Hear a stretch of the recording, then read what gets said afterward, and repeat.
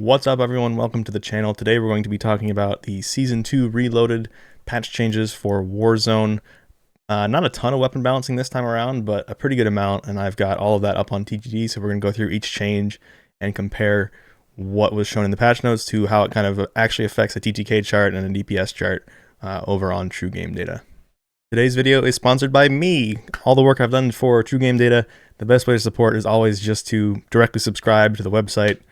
We get the highest percentage of revenue from that rather than, through a Twitch sub or a YouTube subscriber there. We get a higher percentage through True Game Data directly, and you get access to all the features that I always use in my videos. MetaGen, True TTK Simulator, Best Stat Lookup Tool. It's just the best way to support, so I just wanted to throw that in there at the start of the video here.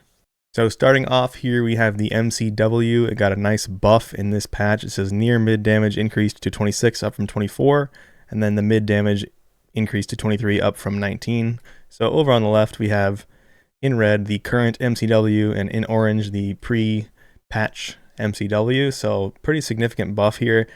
I'd say for Resurgence from like 25 meters up to like 45-50 meters is the most important range for sure for an assault rifle. So this got a huge buff. It's one shot to kill less from 26 up to 38, and then from 38 up to 48, it's actually 2 shots to kill faster on combination shot location on TGD. So significant buff there to the MCW. I think it's going to be a pretty good weapon. We'll have to see how it plays out, but it's just so easy to use that any decent time to kill is going to be amplified by the fact that you just won't miss shots with it. So I think it's going to be really good. Next up, we have the Holger 5.56. Max damage was increased up to 38 from 35, so that's the first damage range. Max damage range was increased to 36.8 meters up from 33. So a little bit longer damage range for that first one as well. Near mid, there's a new drop off that they added. Near mid at 34 damage, and then the damage range is 45.7 meters. So over here on the TTK chart, you can see this was a significant buff to the Holger as well. Looks like, I don't actually know how many shots to kill, but it looks like 2 shots to kill probably faster, all the way out to that 45.7, and then past that, the TTK is the same. But yeah, significant buff everywhere in here, along with that little 3.5 meter boost to that first damage range as well. So I don't know where. Next up, we have the BP50. So BP50 has been in an okay spot. It had a really fast time to kill in the first damage range, and then dropped off pretty heavily. So it was okay for the smaller maps. So they made the max damage decrease to 28, down from 30. So if you do the math, obviously that's 1 less shot to kill at 300 health. So it's going to be a little worse in the first damage range, or sorry, 1 more shot to kill in the first damage range. And then near mid damage was also decreased to 26, down from 28. So it is worse than it was. A little bit of a nerf there. I don't really know why, because I didn't think it was really being used that much. But you can see on the chart over here on the left, it's basically 1 shot to kill worse in that first damage range. So that makes it a little less competitive up close. It's not really going to. It kind of felt like an SMG before, and now it's going to feel like an AR that also isn't very good at damage or like longer ranges. So just a little bit of a nerf there. They also increased the hip fire in both minimum and maximum, increased the TAQ spread. They increased the aim down sight time, decreased the ADS movement speed significantly from 3.4 meters per second down to 3 meters per second. And then increased the horizontal recoil, decreased the vertical recoil, and made some changes to the attachments. So yeah, BP50 got a pretty significant nerf there. Next up, we have the SVA 545. Basically, they just made it have faster sprint to fire speed, or lower sprint to fire time, and a faster aim down sight time as well. So nice little small buff to the SVA, which was already in a good spot before. So I think the SVA is going to be one of the really good picks for an easy to use weapon after this patch, especially because it has this better ADS time now. 20 milliseconds is pretty significant. And then for the Ram 7, they reduced the damage range by almost 7 meters, like 6 meters, 6.5 meters, and that's like almost 20% reduction in the first damage range. So this is the TTK chart of the new Ram 7 over on the left at 26.67. So it used to be out like right in this area here. So not a huge change there. It's still going to be very good. But the fact that it had such a long first damage drop off and had such fast time to kill in that first damage range is kind of what made it so good, especially for like Rebirth, or not Rebirth, but the small map, Resurgence maps. And so it's gotten a 20% nerf there, so we'll see kind of how it lines up. I expect that it'll still be pretty good, but I think people are probably kind of sick of using it a little bit, so they might just take this nerf as an opportunity to switch to something else, even though it might not make it like out of the meta. It might just, people might just be bored with it, so they might switch. Next up, we have the MTZ762, so max damage, so the first damage range. The damage was decreased to 40, down from 42. Min damage was decreased to 32, down from 34, so that's the last damage range of the weapon. Neck modifier was decreased, so it no longer has the same neck and headshot. Lower torso, so this is the stomach, was decreased to 1, down from 1.1, so the stomach no longer is the same as chest. And then the head multiplier was decreased as well, so a really big nerf here across the board to the MTZ. The damage range was also reduced to 40 meters from 45 meters. You can see that it doesn't affect the TTK chart that much, though, these changes. It does significantly at range. It added 1 shot to kill at longer ranges, but in the first 2 damage ranges for the default combination percentages on TGD, it doesn't actually change the TTK. But if we look at DPS instead, you will see that across the board, it was a significant reduction in DPS. So it's not going to hit like it did before.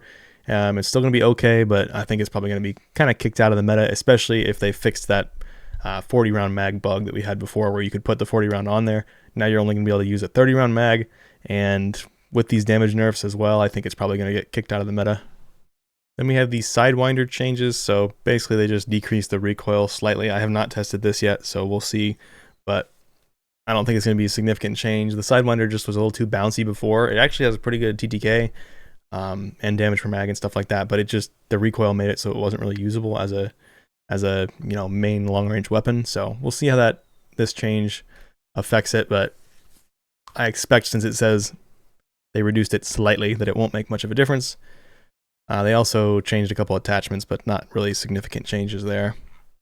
The AMR9 for the Jack Etten double barrel kit. This is the conversion kit for the AMR9 that has 2 barrels on top of each other, and it shoots 2 bullets at the same time. Now they are fired in a vertical column rather than randomized spread, so it's more realistic, I guess.